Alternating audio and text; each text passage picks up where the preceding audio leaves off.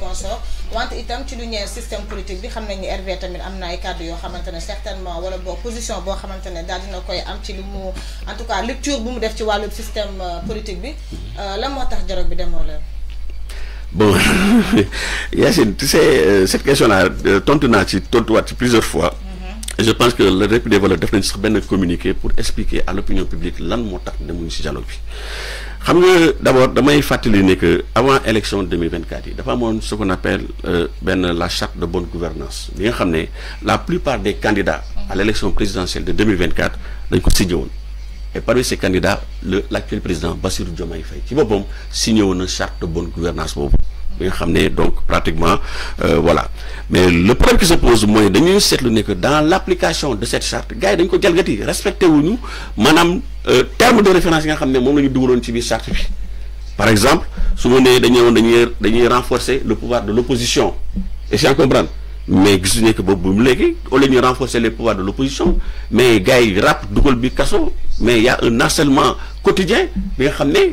dont l'opposition fait l'objet dañuy renforcer le pouvoir judiciaire yaa ngi dégg donc faire en sorte que mu am une justice indépendante et sans comprendre waxoon nañ ne que sax aussi dans la même charte yaa ngi dégg de bonne gouvernance donc loo xam ne que par exemple dañ ne woon président de la République yaa ngi dégg day génn ci conseil supérieur de la magistrature yaa ngi dégg ak leen lu bëri loo xam ne mi ngi woon ci thème de référence yi nga xam ne moom la ñu waroon discuter ci dialogue national bi man qui veux parler moi Abdourahmane Maïga en tant que directeur des structures de la République des valeurs man j'ai participé à des séminaires au niveau de Saly yaa ngi dégg avec comment ça s'appelle ñoom Birame Seck du Forum Civil boo xam ne on avait invité tous les partis de l'opposition ñoom ñëpp on était en conclave à Saly pendant des jours et des jours. Il y avait aussi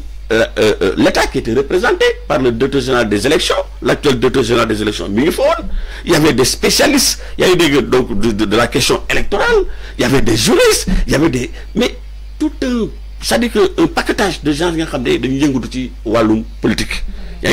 Donc, il y a des séminaires, mais il y a un certain nombre de décisions qui ont été arrêtées. Ils ont fait des gouvernement. Donc, on ne voit pas pourquoi nous sommes dialogue parce que pratiquement thème de référence, nous avons discuté de dialogue, mais on a au niveau de Saly. On a des conclusions maritales qu'on avait dégagées, au gouvernement. Là, on a l'application. Et je vais aussi, devant les réformes sur la justice au niveau de Diamniadio. Nous, dont on ne nous a pas invités, mais il y avait un certain nombre de décisions qui ont arrêté vous. C'est le président de la République day génn ci conseil supérieur de la magistrature c'est une tamit ne que dañuy créer un juge des libertés parce que les mandats de dépôt systématiques mais mandatali salaamaaleykum 1 2 mandat de dépôt 1 2 mandat de dépôt ñu ne on va mettre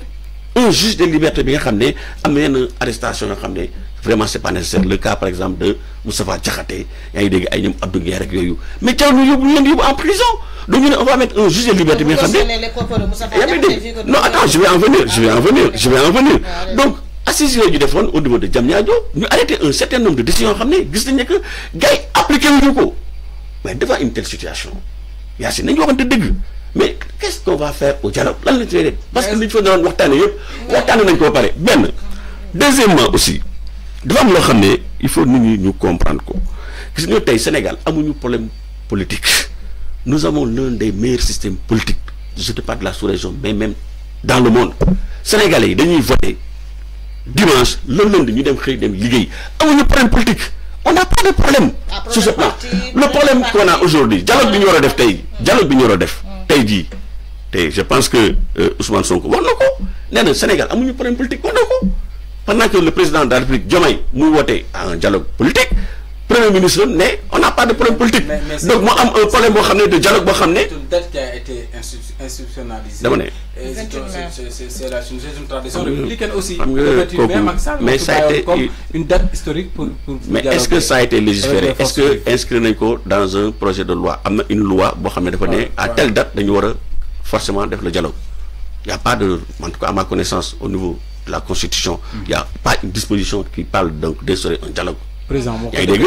quoi mais le président de la République boo waxu président bon voilà non mais il faut les matérialiser par un décret yaa ngi dégg à défaut d'un décret une loi boo xam ne on va se soumettre à cette disposition parce que nous sommes dans un état de droit. yaa ngi dégg donc à défaut de cela je pense que loolu yëpp c'est de la politique. mais est-ce que waxtaan aussi da ngay xaar ba jafe-jafe am ngay waxtaan. aussi non politique politicienne il faut yaa ngi ne sànq gouverner c'est prévoir wax nga dans vos propos sànq bi ngay débuté est-ce que tamit da ngay xaar ba problème politique am nga doog a dajale est-ce que tamit mënoo gàttanu